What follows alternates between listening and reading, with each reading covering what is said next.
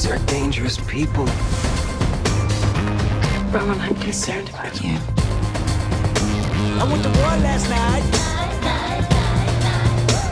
I've been dealing with depression ever since an adolescent. I can never. You don't just walk away from this. I can never take the lead. I can never. I'm not walking away. I can finish this. Each one of us is greater than the worst thing we've ever done. Jamal Finkley. Yeah. Quiet, please. My man got the gear on, man. Wait, all right. Oh, Yeah, Jamal Finkley, BlackTree TV. Anytime you're ready. You gotta be one of the greatest actors of all time. You're definitely in my Thanks, book. man. Thank you. But I wonder, like, what was the actor that made you get up and get into it? Like, was there somebody that you seen perform? You know, I saw James Earl Jones do Oedipus the King at St. John the Divine Cathedral. I saw Taxi Driver. I saw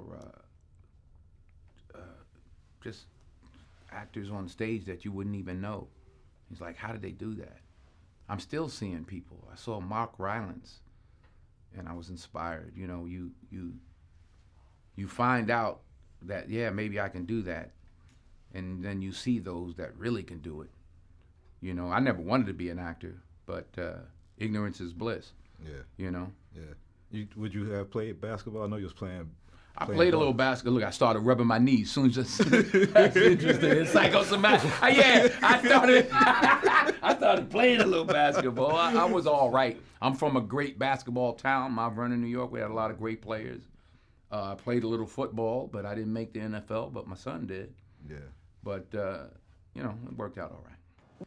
It was something I read where you talked about your people from Mount Vernon saying that, you know, like they've done like 40 years in the penitentiary together. So, and, you know, incarceration rates in America has been a problem, especially as opposed to minorities. And Roman delves into the issues around the legal system. Do you think we've made any headway in the I legal think it's more important to make headway in our own house.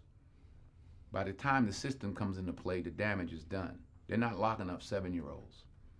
Yeah. You know, I was in Chicago a couple of 3-4 weeks ago, and we saw these little kids on bikes with masks on the side of their head, like 5 or 6 of them. And the driver said, yeah, they're little yummies. I said, who? He said, little yummies. Look up, Google Lil Yummy. Lil Yummy was an 11-year-old murderer. Wow. And you look at his picture, you'll see the headshot of him, and he's like this.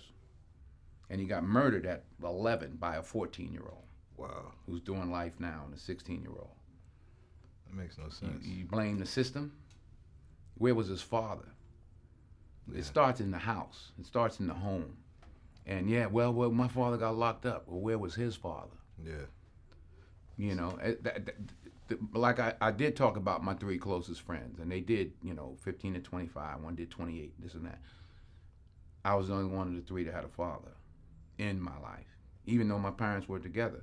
But I still had a father who was a gentle man and a good example, and they didn't. We can blame the system if we want, but they didn't lock any of us up at 7. Yeah. We were all doing enough to get locked up at 13. My parents sent me in another direction. They didn't have anybody to help them, and they kept doing what they was doing, and the system got them. So I don't, the system is rigged, but why? All the more reason not to help it.